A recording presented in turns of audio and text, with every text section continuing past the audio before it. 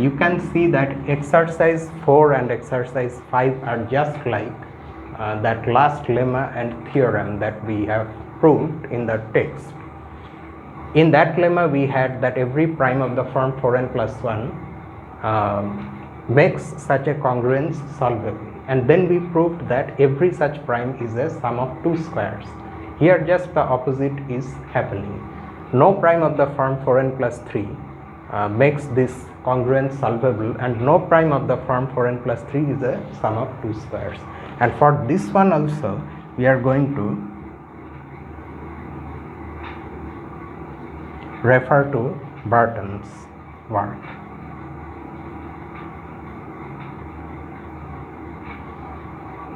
It's not that we are evading these things, it's that we are postponing these things.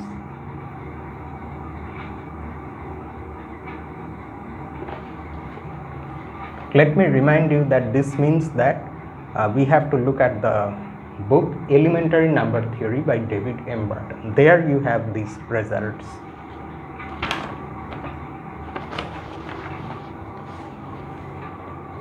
Next, exercise C. Okay, let me write it there.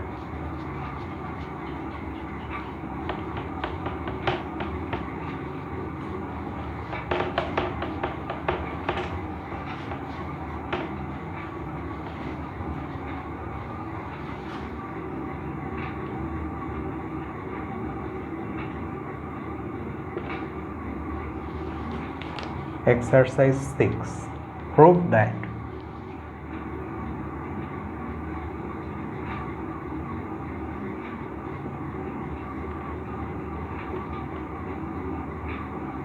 there is an infinite number of primes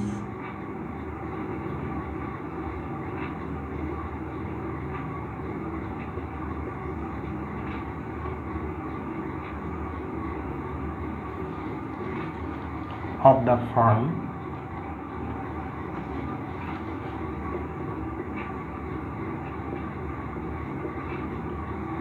n plus 3. Keep in mind that when we actually go through these results, it may turn out that the theorem is so easy that we could have written them here, I mean the proofs of those theorems here as solutions. However, that is not why we are not writing them. I mean, their difficulty or easiness is not the factor. The thing is that it is available somewhere else, so why not use it? Anyway, because at one point we are going to see the proofs.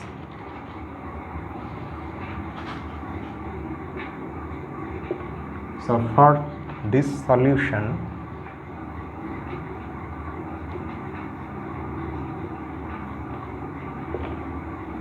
see theorem 3.6 of Burton. And this one is again a starred problem. That means it is not easy, it is difficult. Prove that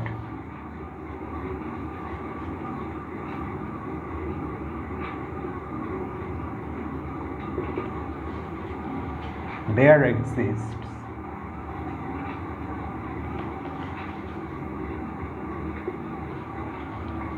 an infinite number of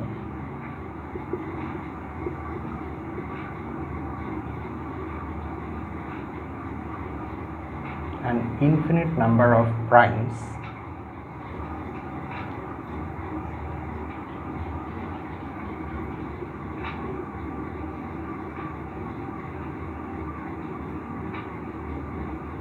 of the form 4n plus 1. Of both the forms we have an infinitude of primes.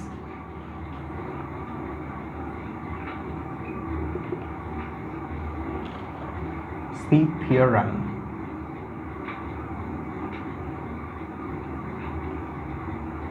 9.3 Burton. Now, having seen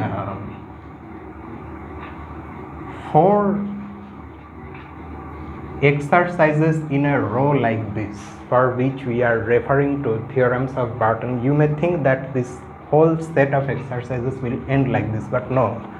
Here we have again a problem, a start problem, for which we will actually have to do. I will actually have to solve this, and this is not an easy one. Exercise 8.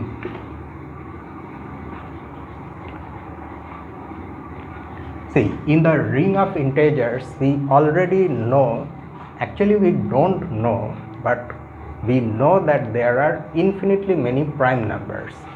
We don't know what all of them are, of course, and it's a very big and important research area in number theory, to know about prime numbers, or rather their distribution.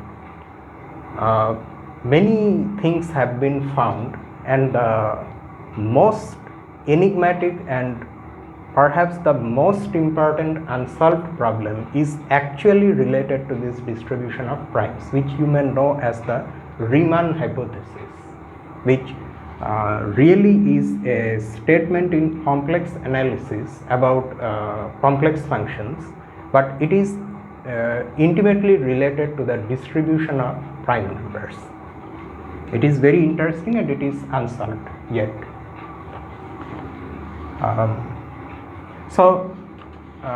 The thing is that we, in some way, we know about the prime numbers, ordinary prime numbers.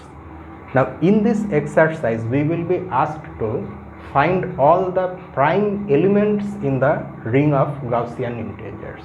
Just like ordinary prime numbers are prime elements in the ring of ordinary integers, so here we will have to determine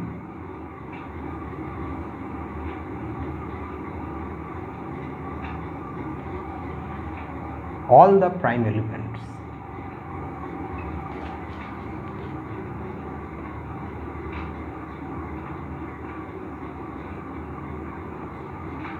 in Ji. Now this determination will heavily use the fact that as if we know all the primes in integers. So our what can I say? Our description of the prime elements in Ji will be in terms of ordinary prime numbers.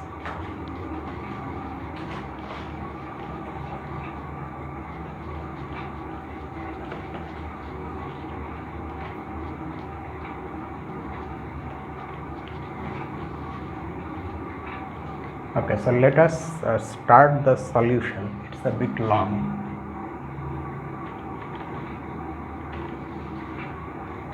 First of all, we try to determine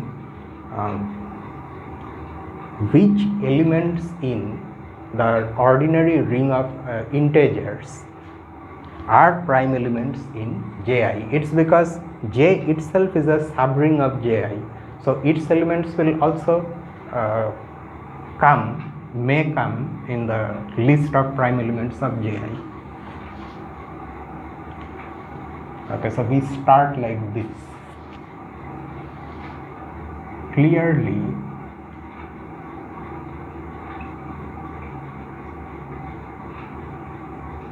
no composite integer. When we say integer, it means ordinary integer, is a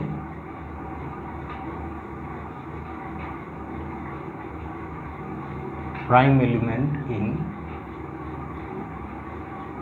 Ji. If you take a composite integer, that will be what? An ordinary integer like say 12 or 16, things like this. So that integer will have at least two non-trivial factors, m and n, say, where mn is the composite integer. Now it's enough to consider only positive mn, positive integers, because if you have negative integer, then you can consider its positive version for the argument that we are now going to put forward. This is a composite only when both m and n are greater than 1, where we are also considering that m and n themselves are positive integers. So now what happens when you view this as a product of two Gaussian integers, because these ordinary integers are also after all Gaussian integers. In the bigger ring they can be viewed in that way. So is this a prime element in Ji? Of course not. Why? Because you see, what are the d values of these things? D value of m is m square, and m square is greater than 1 because m is greater than 1. Just like that, d value of n is n square, which is also greater than 1. So from the results we have proved in this section and the exercises we have seen so far, neither m nor n is actually a unit in Ji because their d values are not equal to 1. Only for those Gaussian integers we have units. So this is not a prime element in Ji. Now this much can of course be written here as explanation, but since the solution is already long, so we are simply writing it like this. The justification is understood.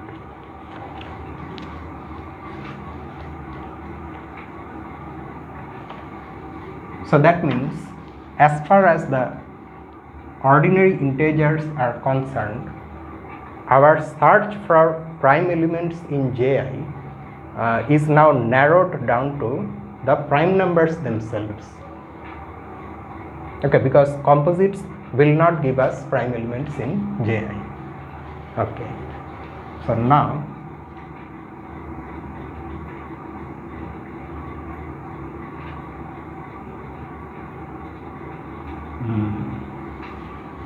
before we consider the odd primes, let's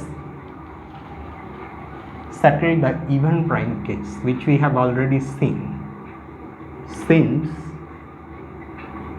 2 is equal to 1 plus I times 1 minus I, where both 1 plus I and 1 minus I are non-units. So 2 is not a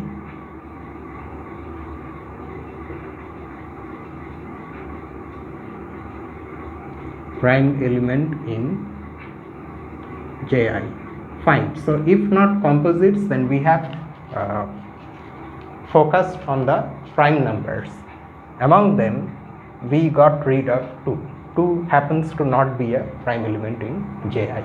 So we are now left with only the odd primes. Let P be an odd prime number and P is greater than 0. Now because we are not actually doing number theory but algebra, so for us when we say prime in J, that is an ordinary prime integer, we are considering the negatives also. So that's why here we are being more specific and saying that P is a positive odd prime integer. Assume P is of the form 4n plus 1. So if P is of the form 4n plus 1, then we can apply Fermat's theorem that we have proved. And in fact that theorem was numbered what? 382. Then by theorem 382, P is equal to a square plus b square for some integers a and b, that is for some a and b in J. Okay, this implies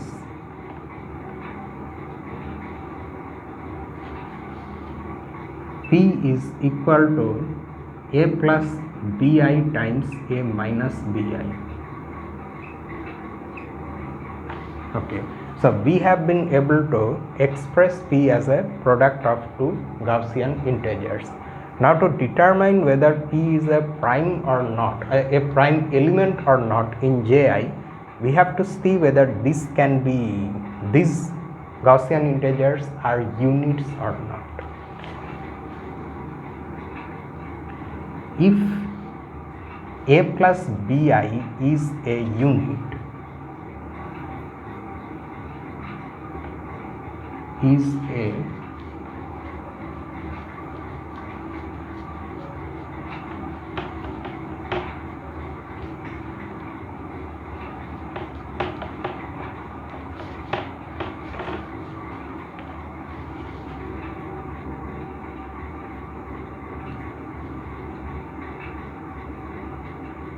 then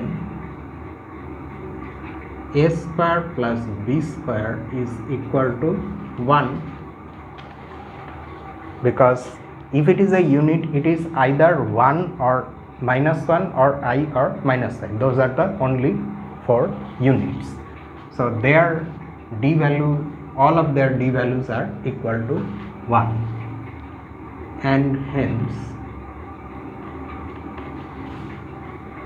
a minus bi, which means what?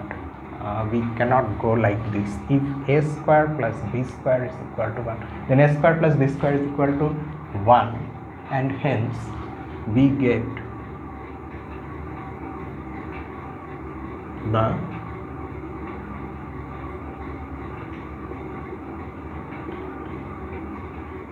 contradiction that P is equal to 1, because a square plus b square is P. P definitely is not 1. P is an odd prime. Similarly,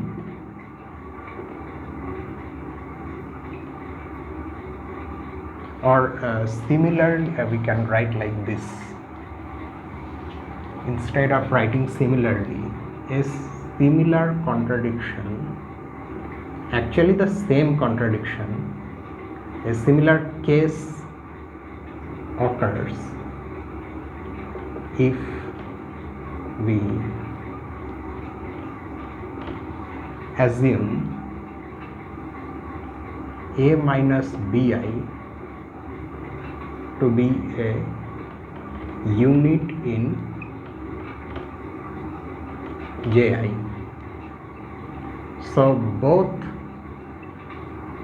a plus bi and a minus bi are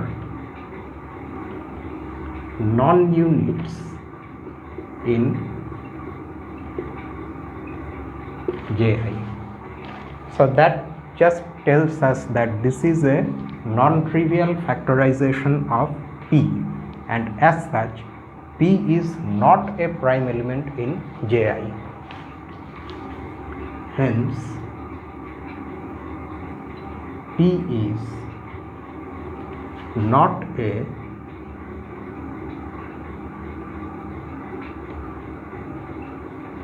prime element in Ji. Okay, so no positive prime integer of the form 4n plus 1 is a prime element in Ji. This automatically implies that no negative primes, okay, I should not say 4n plus 1, I should be careful here. This implies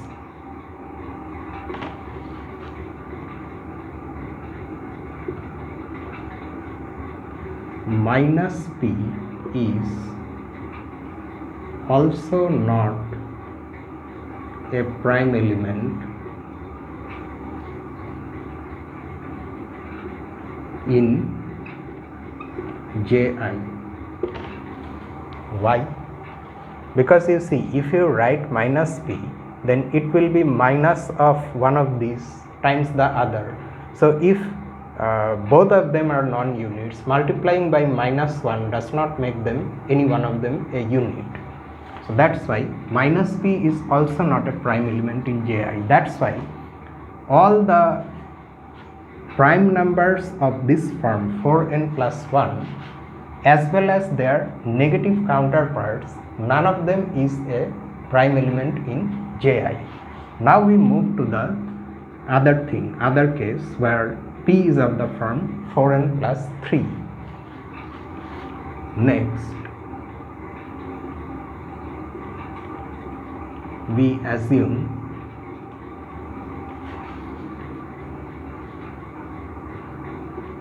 p is of the form 4n plus 3. Okay, so that is the other case. Keep in mind that p is still greater than 0, so we are considering still an ordinary positive odd prime number which leaves remainder 3 when divided by 4. And in this case, we want to prove that p is actually a prime element in Ji, but we will suppose the contrary. Suppose p is not a prime element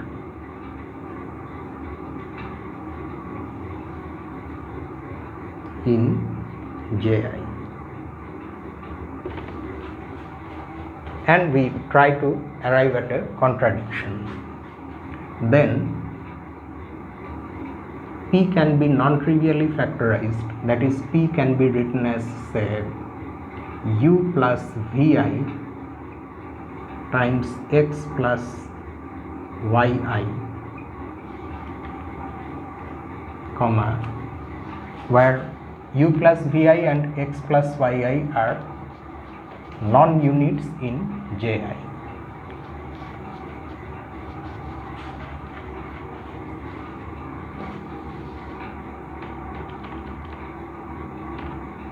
Where u plus vi and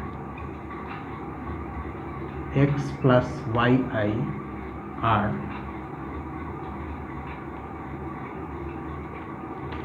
non-units in Ji. Okay, and then what does it mean? This implies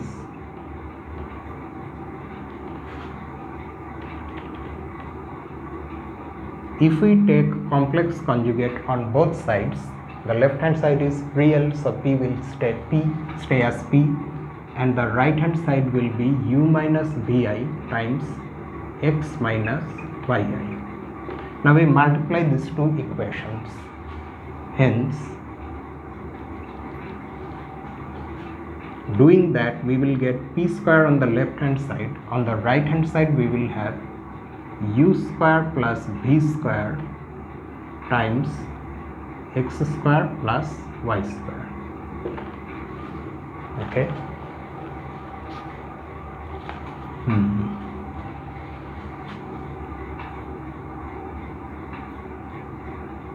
Since u plus vi and x plus yi are both non-units,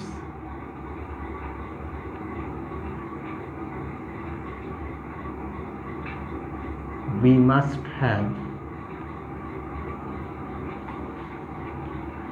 u square plus v square greater than 1 and x square plus y square also greater than 1, because they are non-units, so their d values should both be greater than 1. Okay, now look at this equation. If u square plus v square is, of course none of them is equal to 1, if one of them becomes p square, then the other has to be equal to 1. So none of them is equal to 1, none of them is equal to p square, so both of them should be equal to p. And why is that so? Because these are all integers, and this is a factorization of p square into two positive integers, both of which are greater than 1. So here we are going to, I think I need more ink, it's becoming hazy.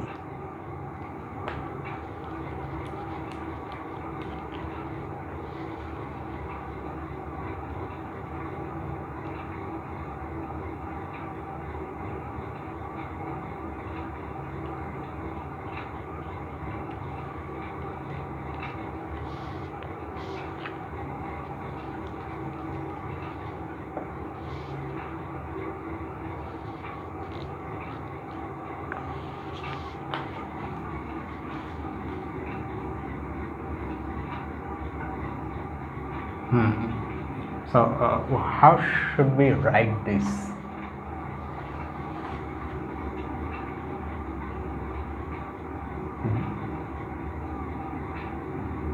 Noting that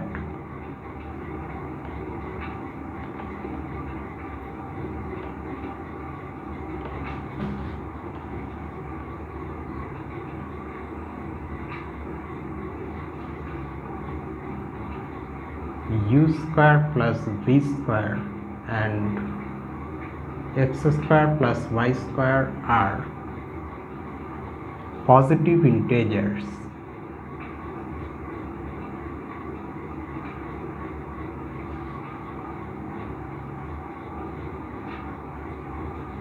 This equation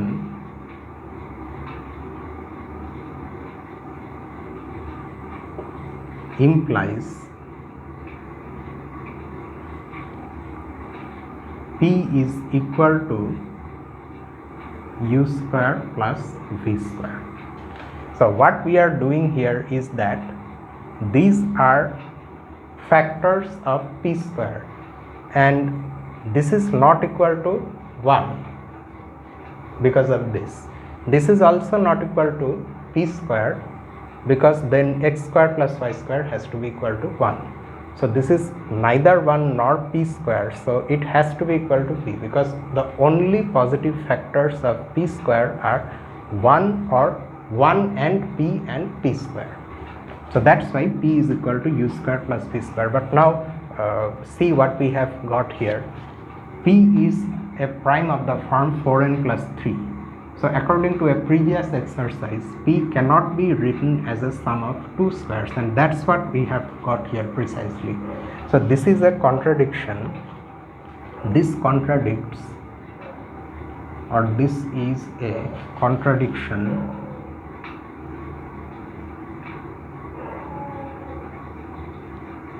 to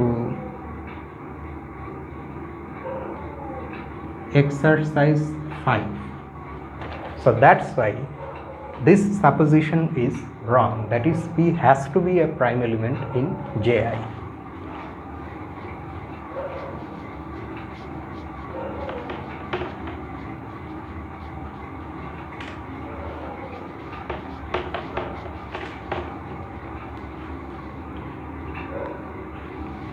So our last supposition is wrong, that is p must be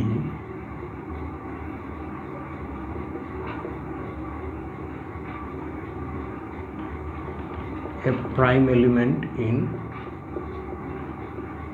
Ji.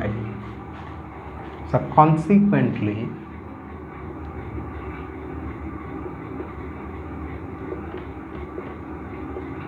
minus p is also a prime element in Ji. What is the justification here? If we multiply a prime element in Ji by a unit, then we again get a prime element. So that's why multiplying p by minus p gives us another prime element. So all the prime numbers of the form 4n plus 3 are prime elements in Ji, and their negative counterparts are also prime elements in Ji. Okay.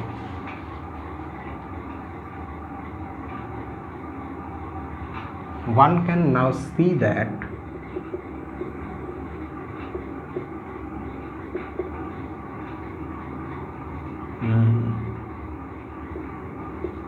the prime elements, okay, we should not say the prime element. After this, what we are trying to do is to see, so far we have looked on the real axis. Now we look along the imaginary axis.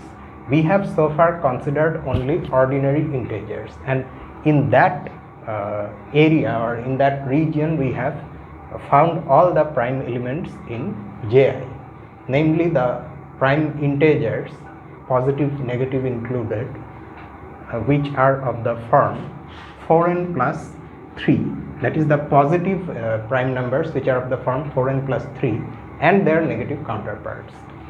Now we want to consider purely imaginary numbers, and there we want to find out all the prime elements. So one can now see that among the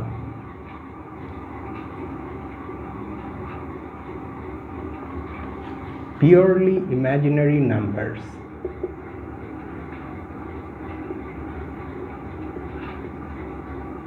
in Ji,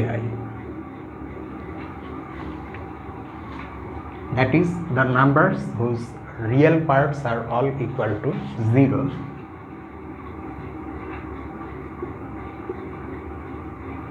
the prime elements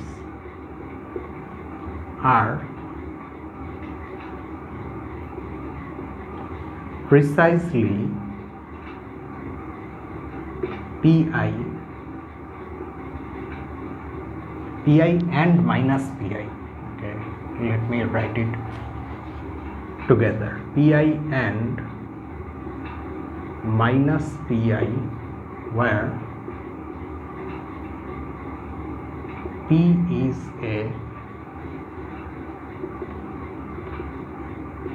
positive prime integer of the form 4n plus 3. One can now see, but how are we exactly concluding that this is the case? We are getting these new primes by multiplying the original primes that we have found in Ji, which are real, by the units I and minus I. So that's it. If you multiply a prime element by a unit, then that resulting number is also a prime element. So that's how we have found all the prime elements along the real axis and the imaginary axis. But of course that is not enough, because we have the majority of the Gaussian integers still untouched. I mean, what about the ones that lie here? What about them? Among them, what are the prime elements? So now we are going to attack that case in general, and because we have already taken care of the purely real and purely imaginary case, so now the Gaussian integers that we will consider will have both their real and imaginary parts non-zero.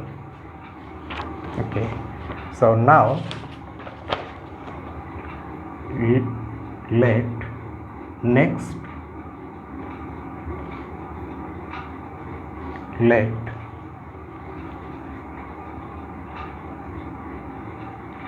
C plus di be a Gaussian integer where both C and D are non-zero integers.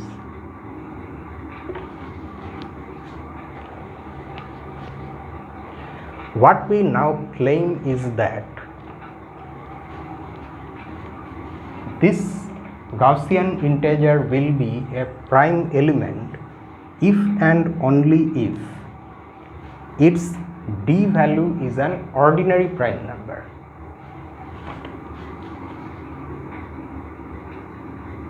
We claim that C plus di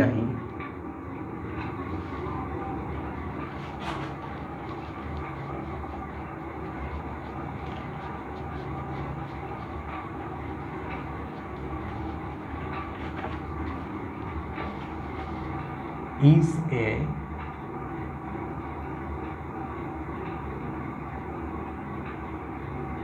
prime element in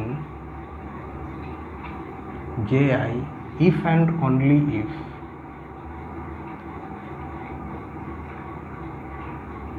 C square plus D square is a prime integer.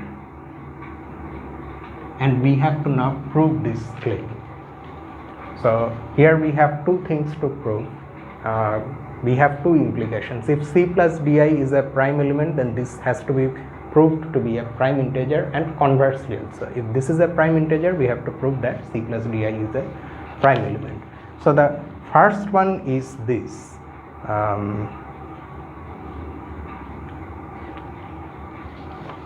Assume that, or assume C plus di is not a prime element.